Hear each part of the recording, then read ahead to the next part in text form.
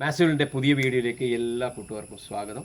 ഇന്ന് പരിചയപ്പെടുത്തുന്നത് കൂട്ടത്തിൽ പെടാത്തത് കണ്ടെത്തുക, ഓഡ് മാൻ ഔട്ട്.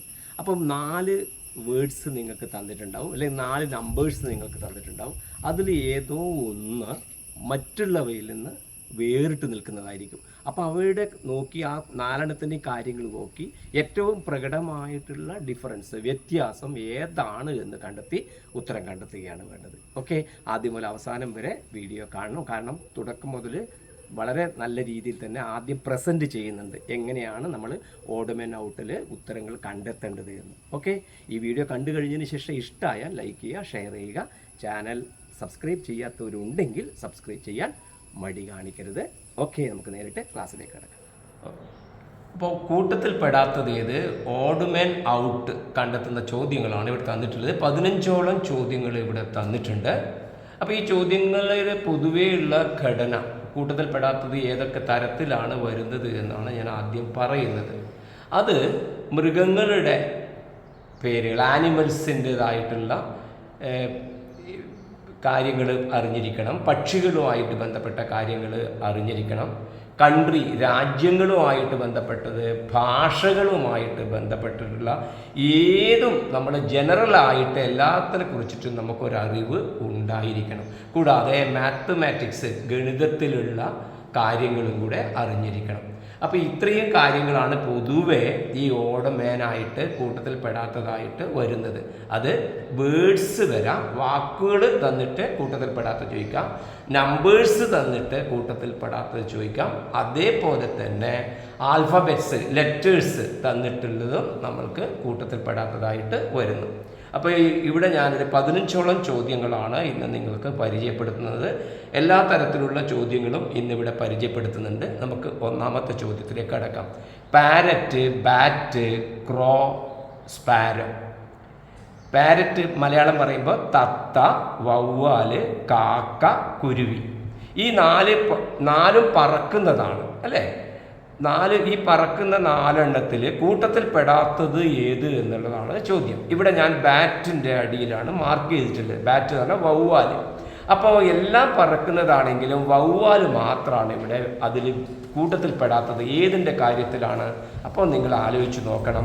ഈ ബാറ്റ് മാത്രമാണ് മാമൽസ്, അതായത് വവ്വാൽ മാത്രമാണ് സസ്തനികൾ, മുലയൂട്ടി വളർത്തുന്ന പക്ഷി എന്ന് പറയുന്നത്, അല്ലെ പറക്കുന്ന ജീവിയായിട്ട് വരുന്നത് ബാറ്റാണ്. ബാക്കിയെല്ലാം മുട്ടയിട്ട് വളർത്തുന്നതാണ്. ഏത്? പാരറ്റ് ആയാലും ക്രോ ആയാലും സ്പാരോ ആയാലും. ഓക്കെ, തത്തയും കാക്കയും കുരുവിയും പക്ഷികളാണെങ്കിലും ഈ മുലയൂട്ടി വളർത്തുന്നില്ല. അതുകൊണ്ട് ബാറ്റാണ് അതിൻ്റെ ആൻസറായിട്ട് വരിക. വവ്വാല്, മാമൽസ്, സസ്തനിയാണ് ബാറ്റ്. ഓക്കെ, അടുത്ത് നോക്കാം. ലഡാക്ക്, ദമാൻ, പുതുച്ചേരി, ലക്നൗ. അപ്പോൾ ഇവിടെ 4 സ്ഥലങ്ങളാണ്, ഇന്ത്യയിലെ 4 സ്ഥലങ്ങളാണ് ഇവിടെ നമുക്ക് തന്നിട്ടുള്ളത്. അപ്പോൾ ഇതിലെന്താണ് പ്രത്യേകത എന്നുള്ളതാണ് നോക്കേണ്ടത്.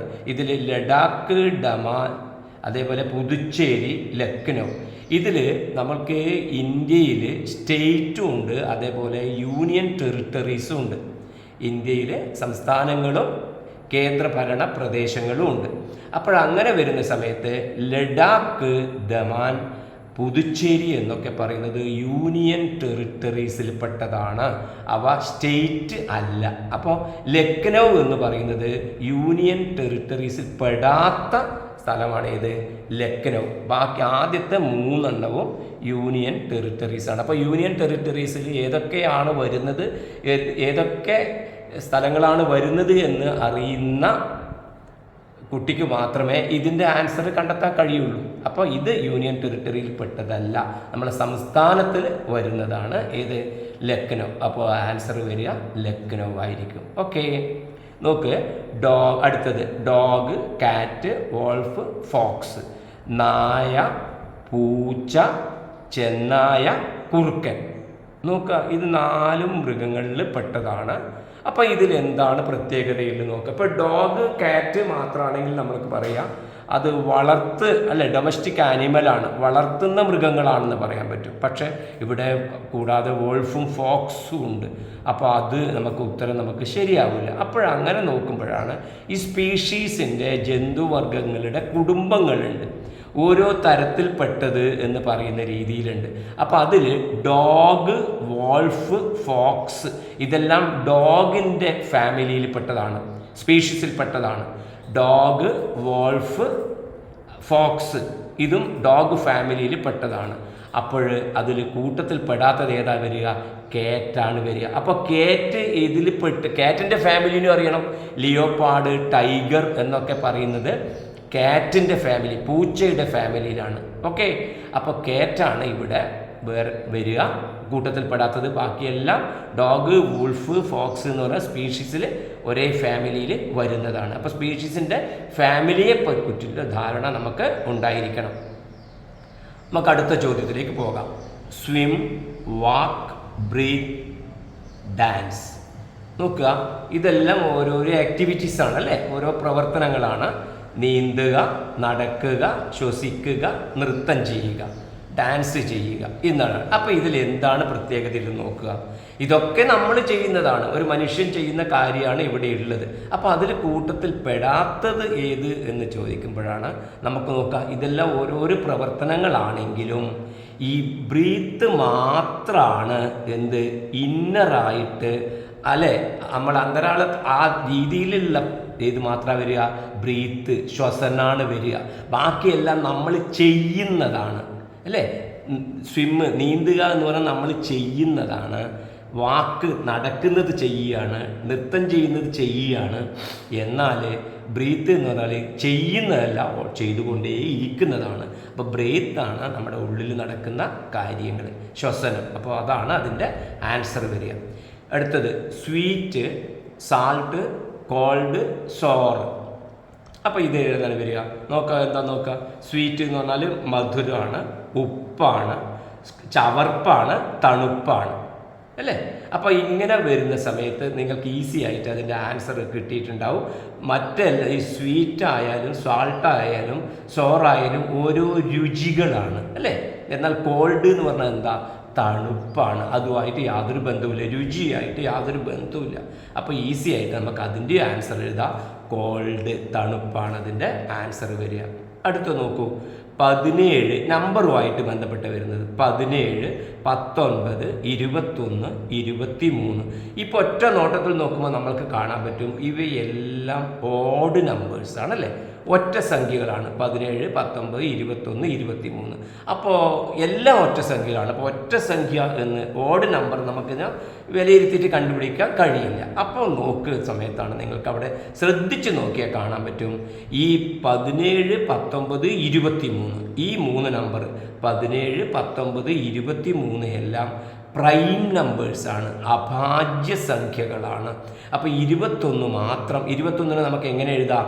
21 നമുക്ക് എഴുതാം 7 × 3 എന്ന് എഴുതാൻ പറ്റും. ബാക്കി എല്ലാ നമ്പറിനും എങ്ങനെ എഴുതാൻ പറ്റുള്ളൂ? 17 എന്ന് നമുക്ക് എഴുതാൻ പറ്റുക, 17 × 1 എഴുതാൻ പറ്റുള്ളൂ. 19 നമുക്ക് 19 × 1 എഴുതാൻ പറ്റുള്ളൂ. എന്നാൽ 21 എങ്ങനെ എഴുതാം? 21 നമുക്ക് 2 രീതിയിൽ എഴുതാം. 7 × 3 എന്ന് എഴുതാം, 21 × 1 എന്ന് എഴുതുക. അപ്പോൾ 2 രീതിയിൽ എഴുതാൻ പറ്റുന്നത് 21 മാത്രമാണ്. അപ്പോൾ 21 അതിൻ്റെ ആൻസർ. അപ്പോൾ ഇതിനെ കോമ്പോസിറ്റ് നമ്പർ, ഭാജ്യസംഖ്യ എന്നൊക്കെ മലയാളത്തിൽ പറയും. ബാക്കി 3 എന്താണ്? പ്രൈം നമ്പർ, അഭാജ്യ സംഖ്യകളാണ്. അതുകൊണ്ട് 21 അഭാജ്യമല്ല. അടുത്ത ക്വസ്റ്റ്യൻ നോക്കുക, അതും മാത്സുമായിട്ട് ബന്ധപ്പെട്ടാണ്. 2/5, 40%, 0.4, 0.44. അപ്പോൾ ഇതെന്താണ്, എങ്ങനെയാണ് വരിക? നമുക്ക് എന്തെല്ലോ ആയിട്ട് തോന്നുന്നുണ്ട് അല്ലേ. അപ്പോൾ നമുക്ക് നോക്കാം. 2/5 ഇവിടെ നമുക്ക് തന്നിട്ടുണ്ട്. ഇത് 40% എന്ന് പറഞ്ഞാൽ എന്താ അർത്ഥം? 40/100 എന്നാണ് അല്ലേ. 40% മീൻസ് 40/100. രണ്ടും 0 ക്യാൻസൽ ചെയ്താൽ 4/10 കിട്ടും. 4/10 ചുരുക്കി നമുക്ക് 2 കൊണ്ട് സിംപ്ലിഫൈ ചെയ്താൽ നമുക്ക് എത്ര കിട്ടും? 2/5 കിട്ടും. അപ്പോൾ ഈ രണ്ടാമത്തതും എത്രയാണ്? 2/5 തന്നെയാണ്. മൂന്നാമത്തേത് നോക്കാം, 0.4 ആണ്. 0.4 എങ്ങനെ എഴുതാം? 4/10 എഴുതാം. 4/10 ആണ് 0.4.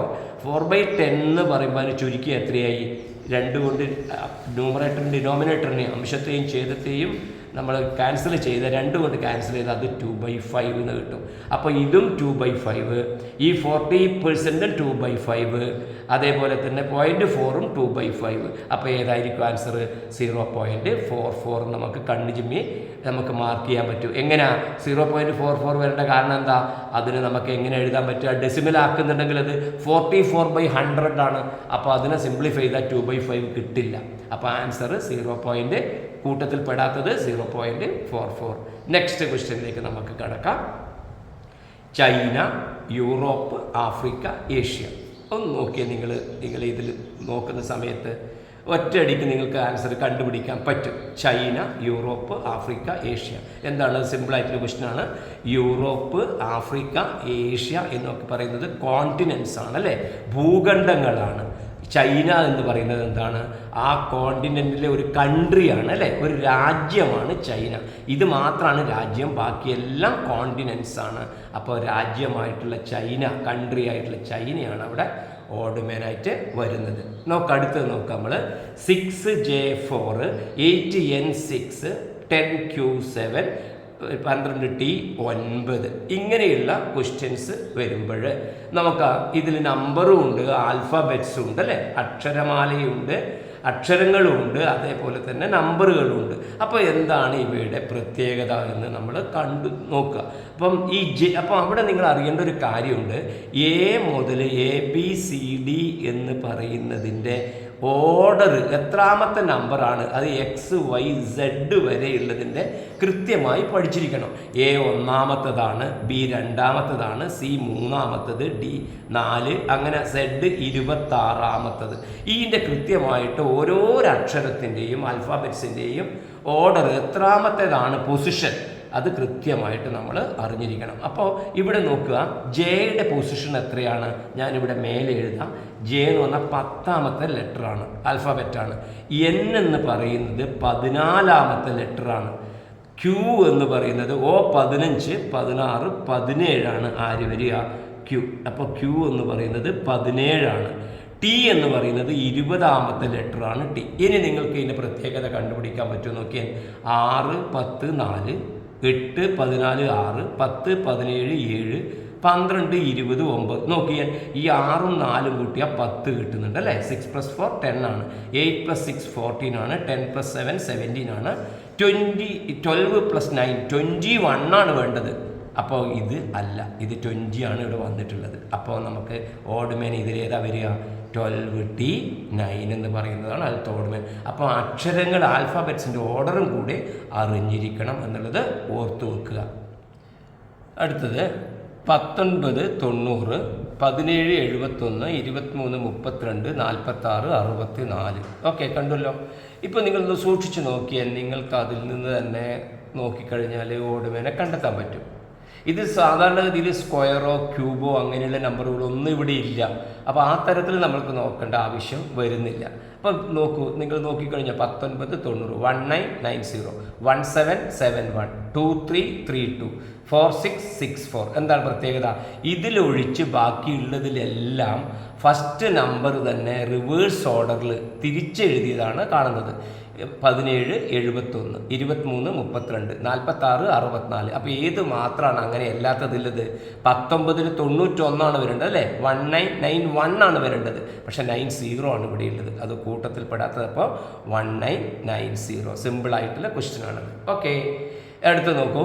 1995, 1996, 1997, 1998. നിങ്ങൾക്ക് ഉത്തരം കിട്ടിയിട്ടുണ്ടാവും, എനിക്ക് ഉറപ്പുണ്ട്. എങ്ങനെയാണ് നിങ്ങൾക്കിത് ആൻസർ വന്നിട്ടുണ്ടാവുക? കിട്ടിയില്ലേ? കിട്ടും. ഇത് പറഞ്ഞത് ഓരോരോ ഇയറായിട്ട് നമ്മൾ കൺസിഡർ ചെയ്യുമ്പോൾ ആ ഇയറിൽ 1996 മാത്രമാണ് അതിൽ ലീപ്പ് ഇയർ ആയിട്ട് വരിക. ലീപ്പ് ഇയർ എന്ന് പറഞ്ഞാൽ അർത്ഥം അധിവർഷം. 366 ദിവസമുള്ളത്. അതെങ്ങനെയാണ് നമുക്ക് മനസ്സിലാവുക? നമ്മളുടെ അവസാനത്തെ ഇയറിൻ്റെ ലാസ്റ്റ് നമ്പറിനെ എത്ര കൊണ്ട് ഡിവൈഡ് ചെയ്യാൻ പറ്റണം? 4 കൊണ്ട് ഡിവൈഡ് ചെയ്യാൻ പറ്റിയാൽ മതി. 96നെ 4 കൊണ്ട് ഈസി ആയിട്ട് ഡിവൈഡ് ചെയ്താൽ നമുക്ക് 24 എന്നാണ് കിട്ടുക കൃത്യമായിട്ട്. ബാക്കിയുള്ള നമ്പറിലത്തെ ലാസ്റ്റ് 2 നമ്പറിന് 95നെ 4 കൊണ്ട് ഡിവൈഡ് ചെയ്താൽ കൃത്യമായിട്ടുള്ള കോഷ്യൻ്റ് ഹരണഫലം നമുക്ക് കിട്ടില്ല. 97 കിട്ടില്ല, 98 കിട്ടില്ല. അപ്പോൾ കൃത്യമായിട്ട് വരുന്നുണ്ടെങ്കിൽ അത് ലീപ്പ് ഇയർ ആണ്. അപ്പോൾ ഇതിൻ്റെ ആൻസർ ഈ പറഞ്ഞിരിക്കുന്ന 4 വർഷങ്ങളായിട്ട് നമ്മൾ എടുത്താൽ ഇതാണ് അതിൽ ലീപ്പ് ഇയർ ആയിട്ട് വരുന്നത്. അപ്പോൾ ലീപ്പ് ഇയർ ആണ് അതിൻ്റെ ആൻസർ, കൂട്ടത്തിൽ പെടാത്തത്. ബാക്കിയെല്ലാം നോർമൽ ഓർഡിനറി ഇയർ ആണ്, ബാക്കി 3 എണ്ണം. അടുത്ത നോക്കൂ, 751, 734, 981, 853, 532. നിങ്ങൾ ഒന്ന് ശ്രദ്ധിച്ച് നോക്കൂ. ഇവിടെയും നിങ്ങൾ നോക്കുമ്പോൾ ചിലപ്പോൾ ആലോചിച്ചിട്ടുണ്ടാവില്ല സ്ക്വയറോ ക്യൂബോ അങ്ങനെയുള്ള ബന്ധങ്ങൾ എന്തെങ്കിലും ആണോ എന്നാണ്. അങ്ങനെയുള്ള ബന്ധങ്ങളല്ലെങ്കിൽ നമ്മൾക്ക് വരുന്നത് അവയുടെ സമ്മുകൾ തമ്മിൽ ബന്ധം. ഈ അക്കങ്ങളുടെ നമ്പേഴ്സിൻ്റെ സമ്മ് എല്ലാം കൂടെ കൂട്ടി നോക്കുക. 7, 5, 12, 1 ഇവിടെ കിട്ടുന്നത് 13 കിട്ടുക. ഓക്കെ, 7, 3, 10, 4, 14 കിട്ടുക. അപ്പോൾ അവിടെ പോയി. 9, 8, 17, 1, 18 വരിക. അപ്പോൾ ആ ടൈപ്പ് അല്ല എന്ന് കാണാൻ പറ്റും. പിന്നെ നമ്മൾക്ക് നോക്കുക, ഇവിടെ വരുമ്പം ഇത് വേറെ പ്രത്യേകതകൾ. 3 കൂട്ടുമ്പോൾ വ്യത്യാസം വന്നു. 2 കൂട്ടുമ്പോൾ 5, 1, 6, ഇവിടെ 7 ആയില്ലേ. ഓക്കെ, പിന്നെ ഇവിടെ നോക്ക്, 3, 4 കൂട്ടുമ്പോൾ 7 കിട്ടി. 8, 1 കൂട്ടുമ്പോൾ 7 കിട്ടി. 5, 3, 8, 3, 2, 5. അതായത് എന്താ അർത്ഥം? നമ്പേഴ്സിൻ്റെ ലാസ്റ്റ് 2 നമ്പറുകൾ 2 ഡിജിറ്റിൻ്റെ സമ്മ് കൂട്ടിയാൽ ഫസ്റ്റ് ഡിജിറ്റ് വരുന്നുണ്ട്, ആദ്യത്തെ അക്കം വരുന്നുണ്ട്, ഈ 4 എണ്ണത്തിൽ വരുന്നുണ്ട്. ഇതിൽ മാത്രം അത് വരുന്നില്ല. നോക്ക്, 5, 1 കൂട്ടിയാൽ എത്ര? 5 + 1 6 ആണ്. പക്ഷേ ഇവിടെ 7 ആണുള്ളത്. അതുകൊണ്ട് ഇതാണ് അതിൻ്റെ ഓഡ് നമ്പർ. അപ്പോൾ മനസ്സിലായില്ലേ? ലാസ്റ്റ് 2 നമ്പറുകൾ ആഡ് ചെയ്യുമ്പോൾ ഫസ്റ്റ് നമ്പർ കിട്ടും. ഇത് ഈ 2 നമ്പറും കൂട്ടിയാൽ ഈ നമ്പർ കിട്ടും. പക്ഷേ ഇതിന് അത് വരുന്നില്ല. അതാണ് അതിൻ്റെ പ്രത്യേകത. നെക്സ്റ്റ് നോക്കൂ, 81, 256, 324, 567, 81, 256, 324, 567. അപ്പോൾ നോക്കുക, എന്തെങ്കിലും പ്രത്യേകതയുണ്ടോ നോക്കുക. ഇവിടെ 2 നമ്പറേ ഉള്ളൂ, ഇവിടെ 3 ഉണ്ട്. അപ്പോൾ ഈ കൂട്ടി നോക്കുന്നത് ഒരു ഭംഗിയില്ല. കാരണം ഇവിടെ എല്ലാം ഒരേപോലെ നമ്പർ ഉണ്ടെങ്കിലാണ് പലപ്പോഴും കൂട്ടി നോക്കുന്ന രീതിയിൽ വരാറ്. അപ്പോൾ ഇങ്ങനെ വരുമ്പോൾ നമുക്ക് ഇത് 81 എന്ന് പറയുന്നത് ഒരു സ്ക്വയറാണ് അല്ലേ, 9ൻ്റെ സ്ക്വയറാണ്. 256 16ൻ്റെ സ്ക്വയറാണ്. ഇത് 81 എന്ന് പറയുന്നത് 9ൻ്റെ സ്ക്വയറാണ്. 256 16ൻ്റെ സ്ക്വയറാണ്. 324 18ൻ്റെ സ്ക്വയറാണ്. 567 ഏതിൻ്റെയും സ്ക്വയർ അല്ല. അപ്പോൾ പിന്നെ ഓടെ ഏതാ വരിക? 567 വരിക. പക്ഷെ 567 പകരം 576 ആണെങ്കിൽ അത് സ്ക്വയറാണ്. 576 സ്ക്വയറാണ്, പക്ഷെ 567 അല്ല. നമ്മൾ പെട്ടെന്ന് തെറ്റിക്കാൻ വേണ്ടിയിട്ടാണ് ആ നമ്പർ തിരിച്ചു തന്നത്. അപ്പോൾ ഇവിടെ കുട്ടികൾ എന്ത് വേണം? നിങ്ങൾ 25 വരെയുള്ള നമ്പേഴ്സിൻ്റെ സ്ക്വയറുകൾ കൃത്യമായി പഠിച്ചു വെച്ചിരിക്കണം. എങ്കിലേ ഇതുപോലുള്ള ചോദ്യങ്ങളിൽ നിന്ന് ഉത്തരങ്ങൾ എളുപ്പത്തിൽ കണ്ട് മനസ്സിലാക്കാൻ കഴിയുള്ളൂ. 18ൻ്റെ സ്ക്വയർ 324 എന്ന് അറിയാത്ത കുട്ടിക്ക് എങ്ങനെയാണ് 324 സ്ക്വയറാന്ന് പറയാൻ പറ്റുക? അപ്പോൾ ആ കുട്ടി എന്ത് ചെയ്യും? ഇത് 2 പഠിച്ചിട്ടുണ്ടാവും, ഇത് കിട്ടുന്നുണ്ടാവില്ല. അപ്പോൾ ഇതിൽ ഏതെങ്കിലും ഒന്നാണ് എഴുതുക. ചിലപ്പോൾ തെറ്റായി പോവാം കേട്ടോ. അതുകൊണ്ട് 25 വരെ സ്ക്വയർ പഠിച്ചിരിക്കണം. അടുത്ത നമ്പർ നോക്ക്. ഇവിടെയൊക്കെ ഓരോ നമ്പറാണ് തന്നിട്ടുണ്ടെങ്കിൽ ഇതിനടുത്തതിൽ 3 എണ്ണം ട്രിപ്ലെറ്റാണ് തന്നത്. 3 എണ്ണം 20, 16, 18, 18, 14, 16, 12, 14, 18, 11, 13, 15. നിങ്ങളൊന്ന് സൂക്ഷിച്ച് നോക്കിയാൽ എന്തെങ്കിലും പ്രത്യേകതകളുണ്ടോ? ചില പ്രത്യേകതകൾ എന്താ നോക്കുക വെച്ചാൽ 2 എണ്ണത്തിൻ്റെ സ്ക്വയർ കൂട്ടിയാൽ 3ാമത്തെ കിട്ടുന്നുണ്ടോ നോക്കും. 2 നമ്പർ കൂട്ടിക്കഴിഞ്ഞാൽ 3ാമത്തെ കിട്ടുന്നുണ്ടോ നോക്കും. അങ്ങനെയൊക്കെയാണ് പെട്ടെന്ന് നോക്കുക. അപ്പം അങ്ങനെയൊന്നുമുള്ള പ്രത്യേകതകൾ വരുന്നില്ല. അപ്പം പിന്നെ എന്താണ് പ്രത്യേകത നോക്കിയാൽ ഈ നമ്പറുകളുടെ പ്രത്യേകത എന്താ? 20, 16, 18 അല്ലേ? 16, 18, 20. ഈ രണ്ട് ഡിഫറൻസിൽ 2 വ്യത്യാസത്തിൽ പോകുന്ന നമ്പേഴ്സാണ് ഇതല്ലേ? 16, 18, 20, 14, 16, 18 കണ്ടില്ലേ? 14, 16, 18. പിന്നെ ഇവിടെ നോക്കിയാൽ 12, 14, 18 ഇപ്പം 12, 14ൻ്റെ ഡിഫറൻസ് 2 ആണ്. 14, 18 4 വന്നു. അപ്പോൾ അവിടെ 2 ഡിഫറൻസ് വരുന്നില്ല. ഇവിടെ നോക്ക് 11, 13, 15 2 ഡിഫറൻസിൽ നമുക്ക് 3 നമ്പറുകൾ ഇവിടെയുണ്ട്. അപ്പോൾ ഇതിൻ്റെ ആൻസർ ഏതാ വരിക? 12, 14, 18. ഇവിടെ 2 വ്യത്യാസം, ഇവിടെ 4 വ്യത്യാസമുണ്ട്. ബാക്കിയുള്ള എടുക്കലും 3 നമ്പറുകൾ നമ്മൾ എടുക്കുന്ന സമയത്ത് നമുക്ക് എത്ര വ്യത്യാസം വരുന്നു? ഈ 2 വ്യത്യാസമുള്ള 3 സംഖ്യകൾ വീതം വരുന്നു. അപ്പോൾ ചില കുട്ടികൾ എന്ത് ചെയ്യുന്നറിയോ? ഇത് ആൻസർ എഴുതും 11, 13, 15. അതിൻ്റെ കാരണം എന്താ അറിയോ? ഇതെല്ലാം എന്താണ്? ഇരട്ട സംഖ്യകളാണ് അല്ലേ? ഇത് ഒറ്റ സംഖ്യയാണ്. പക്ഷെ അങ്ങനെ വരുമ്പോൾ പ്രകടമായി എല്ലാത്തിലുള്ള പ്രത്യേകതകളാണ് നമ്മൾ കണ്ടെത്തേണ്ടത്. എല്ലാത്തിലും വരുന്ന പ്രത്യേകത എന്താ? 3 സംഖ്യകളിൽ എല്ലാം 2 വ്യത്യാസമുള്ള സംഖ്യകളാണ്. ഓക്കെ, അതിൽ ഒരു സംഖ്യക്ക് മാത്രം അതില്ല. പിന്നെ ഇത് മറ്റൊരു പ്രത്യേകത എന്താന്ന് പറയുന്നത്? 3 എണ്ണം ഒറ്റ സംഖ്യ തരുന്നു എന്ന് പറയുന്നതാണ് ഇവിടെ വരുന്നത്. അപ്പോൾ അതേസമയത്ത് ഇവിടെ 12, 14, 16 ഇവിടെ ഉണ്ട് വിചാരിച്ചോ. 12, 14, 16 ഉണ്ടെങ്കിൽ ഇങ്ങനെ വന്നാലും ഇത് തന്നെയാണ് ആൻസർ വരിക. ബാക്കിയെല്ലാം 2 ഡിഫറൻസിൽ വരുന്നു. ഇവിടെ 2 ഡിഫറൻസ് ഉണ്ടെങ്കിലും ഇതാണ് ഉത്തരം വരിക. കാരണം എന്താ? ബാക്കിയെല്ലാം ഇരട്ട നമ്പറുകളുടെ വ്യത്യാസമാണ്, ഇവിടെ ഒറ്റ നമ്പറുകളുടെ വ്യത്യാസമാണ്. അപ്പോൾ ഈ ചോദ്യത്തിൽ എന്തുകൊണ്ട് ഇത് വന്നു എന്ന് ചോദിച്ചാൽ ഈ എല്ലാ നമ്പറുകൾ തമ്മിലും 2 വ്യത്യാസമുള്ള നമ്പറുകളാണ്.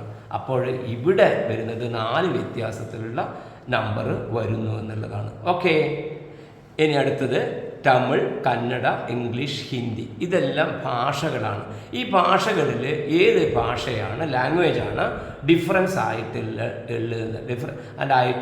ഡിഫറൻ്റ് ആയിട്ടുള്ളത് ഏത് ലാംഗ്വേജ് ആണെന്നാണ് നമ്മൾ കണ്ടെത്തുന്നത്. തമിഴ്, കന്നഡ, ഇംഗ്ലീഷ്, ഹിന്ദി. ഇതിൽ ഇംഗ്ലീഷ് ഒഴിച്ച് ബാക്കിയെല്ലാം ഇന്ത്യൻ ലാംഗ്വേജസ് ആണ്, ഇന്ത്യൻ ഭാഷകളാണ്. ഇംഗ്ലീഷ് മാത്രമാണ് ഫോറിൻ ലാംഗ്വേജ്. അതുകൊണ്ട് ഇംഗ്ലീഷാണ് അതിൻ്റെ ആൻസർ വരിക, കൂട്ടത്തിൽപ്പെടാത്തത്.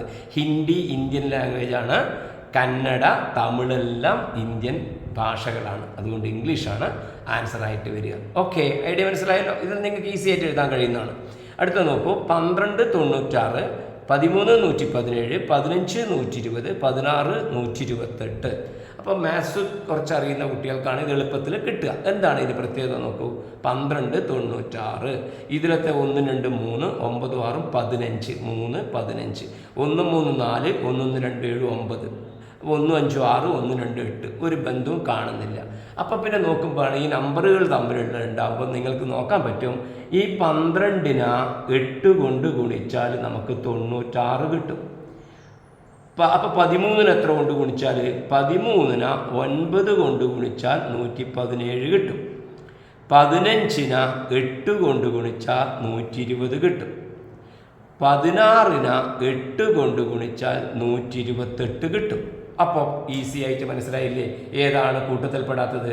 13 × 9. അപ്പോൾ 13, 117 എന്നതാണ് നമ്മളുടെ കൂട്ടത്തിൽപ്പെടാത്തതായിട്ടുള്ള നമ്പർ. ബാക്കിയെല്ലാം ആദ്യ സംഖ്യയെ 8 കൊണ്ട് ഗുണിച്ചിട്ടാണ് രണ്ടാമത്തെ സംഖ്യ കിട്ടുന്നത് അല്ലേ? അപ്പോൾ 12നെ 12 × 8 ആണ് 96. അപ്പോൾ എല്ലാം 8ൻ്റെ മൾട്ടിപ്പിളായിട്ടാണ് വരുന്നത്. അപ്പോൾ ഇത് മാത്രം 9ൻ്റെ മൾട്ടിപ്പിളായിട്ട് വരുന്നു. അതുകൊണ്ട് ഇതാണ് അതിലത്തെ ഓഡ് മാൻ. ഓക്കെ, അപ്പോൾ ഈ ക്ലാസ്സിൽ നിന്നിപ്പോൾ നിങ്ങൾക്കൊരു കാര്യം മനസ്സിലായി. ഈ ഓഡ് മാൻ ഔട്ട് അല്ലെങ്കിൽ കൂട്ടത്തിൽപ്പെടാത്തവ കണ്ടെത്തുന്ന സമയത്ത് വെറും ഈസി ആയിട്ട് വരുന്നതെന്നല്ല, കുറച്ചെണ്ണം നിങ്ങൾക്ക് ഈസി ആയിട്ട് കണ്ടുപിടിക്കുന്നുണ്ടാവും. എല്ലാം നിങ്ങൾക്ക് സ്കോർ ചെയ്യണമെങ്കിൽ NMMS പരീക്ഷയ്ക്ക് 10 മാർക്കിൻ്റെ ചോദ്യങ്ങൾ വരെ ഓഡ് മാൻ ഔട്ട് വന്ന വർഷമുണ്ട്. അപ്പോൾ അങ്ങനെ വരുമ്പോൾ 2-3 എണ്ണമൊക്കെ നിങ്ങൾക്ക് എളുപ്പത്തിൽ കിട്ടുന്നുണ്ടാവും. പക്ഷെ ചിലത് കിട്ടണമെങ്കിൽ ഈ പറഞ്ഞിരിക്കുന്ന പൊതുവായിട്ടുള്ള കാര്യങ്ങളെല്ലാം ധരിച്ച് മനസ്സിലാക്കി വെക്കണം. ഓക്കെ, ഈ വീഡിയോ ഇഷ്ടമായാൽ ലൈക്ക് ചെയ്യുക, ഷെയർ ചെയ്യുക. സബ്സ്ക്രൈബ് ചെയ്യാത്തവരുണ്ടെങ്കിൽ സബ്സ്ക്രൈബ് ചെയ്യാൻ മടി കാണിക്കരുത്. നമുക്ക് പുതിയ ടോപ്പിക്കുമായി വീണ്ടും കാണാം. നന്ദി, നമസ്കാരം.